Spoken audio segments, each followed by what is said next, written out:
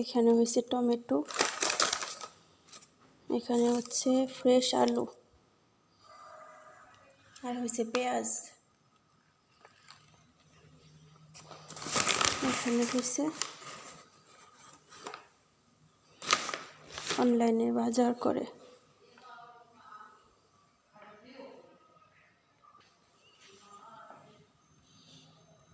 হয়েছে কুসা, গাজর, এই যে এখানে ফরাওলা, এটা ফরাওলা বলে আরবিতে, মাশরুম, টক দই।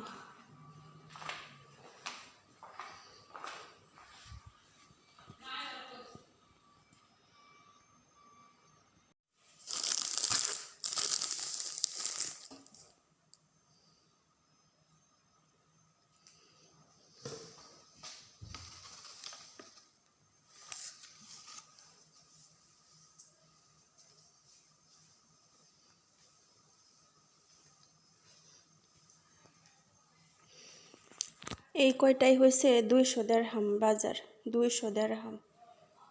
ঠিক আছে, আমাদের বাংলাদেশে 7-8 হাজার টাকার বাজার এখানে।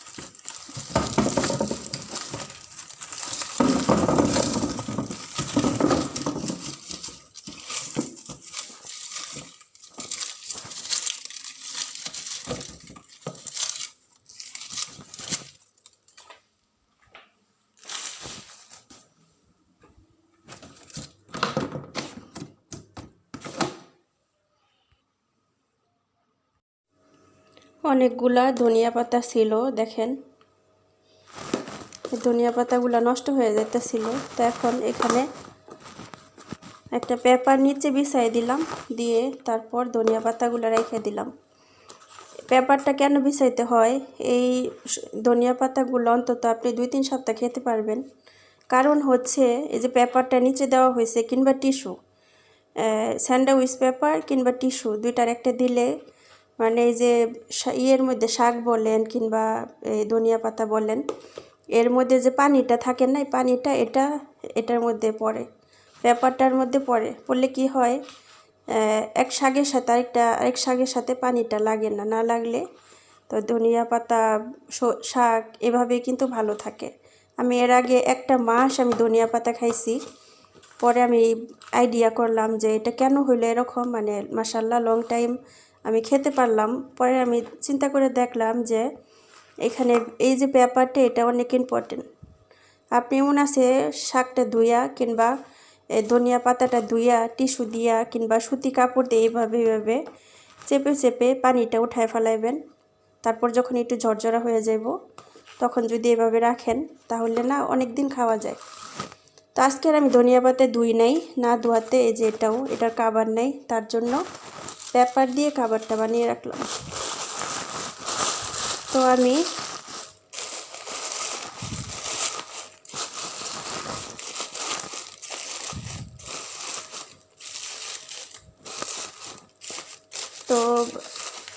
এটা যেহেতু ডাকনা নাই, এটাই আমি তাড়াতাড়ি খাবো, আর এই যে এই দুইটা পরে খাবো, তার জন্য এটা আগে শেষ করব। যেহেতু এটার কাবার নাই, এটা আগে শেষ করব ইনশাআল্লাহ।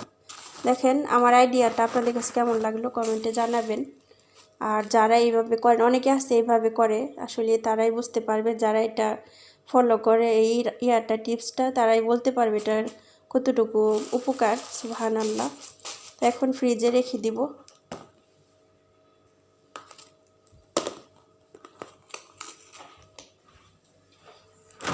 ফ্রিজটা দেখেন পরিষ্কার করছি, করার পর যেভাবে এখন রেখে দিব।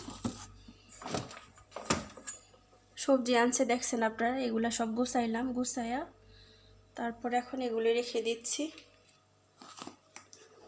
এই যে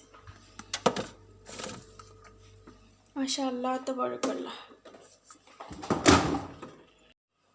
আসসালামু আলাইকুম প্রিয় আপুরা ভাইয়ারা, আপনারা সবাই কেমন আছেন? আশা করছি অনেক ভালো। আপনাদের দোয়া আল্লাহর অশেষ রহমতে আমিও ভালো আছি, সুস্থ আছি আলহামদুলিল্লাহ।